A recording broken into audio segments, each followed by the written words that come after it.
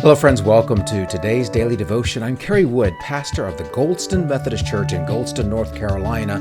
We're continuing to look at these big questions and the bigger answers, and we're looking at it from a particular perspective, that of the Global Methodist Church. And today our big question, actually for this whole week, the big question is, what is free will? And the bigger answer comes to us today from the Old Testament, the book of Deuteronomy. I'm reading from chapter 30, verses 15 through 20. Hear now these words.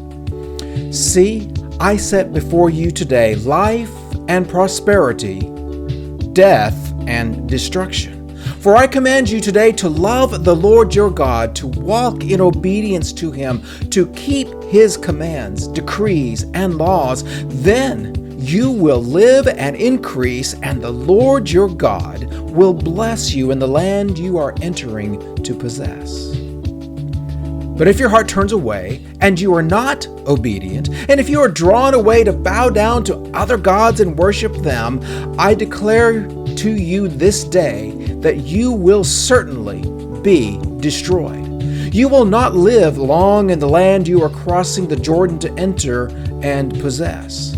This day I call the heavens and the earth as witnesses against you, that I have set before you life and death, blessings and curses. Now choose life, so that you and your children may live, and that you may love the Lord your God, listen to his voice, and hold fast to him.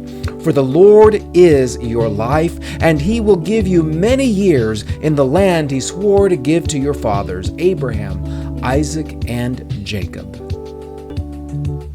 Now, the context for what I just read. This is Moses, and he is talking to the people of Israel, and they are assembled preparing to go into the promised land.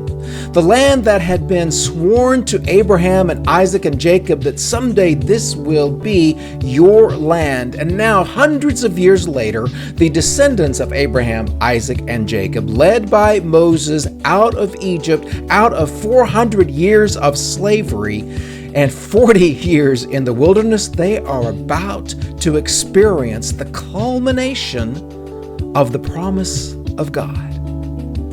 And Moses tells them, look, folks, you have a choice. You have free will. And he lays out for them what their choices are. You can choose life by obeying God and following him, or you can choose death by avoiding God, ignoring God, and choosing to follow other gods instead. And even though it has been thousands of years since Moses gave this speech to the people of Israel, the same two choices are in front of us today. We can either choose God, we can worship God, we can accept that God has moved in our world through Jesus Christ, that the power of the Holy Spirit is present here among us right now, or we can say we don't believe. We don't accept. We choose a different way. One choice leads to life. As Jesus says, I have come that you may have life and to have it abundantly. And if we don't have Jesus' abundant life, then all we can have are the temporary pleasures of this life, followed by misery ever after. Here's the problem.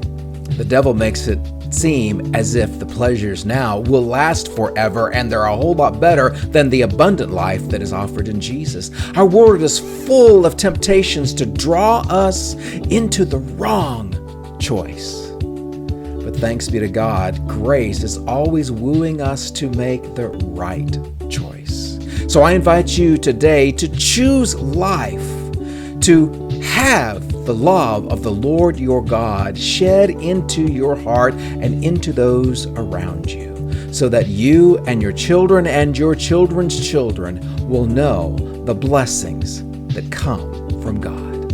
And I'll see you tomorrow for our next daily devotion.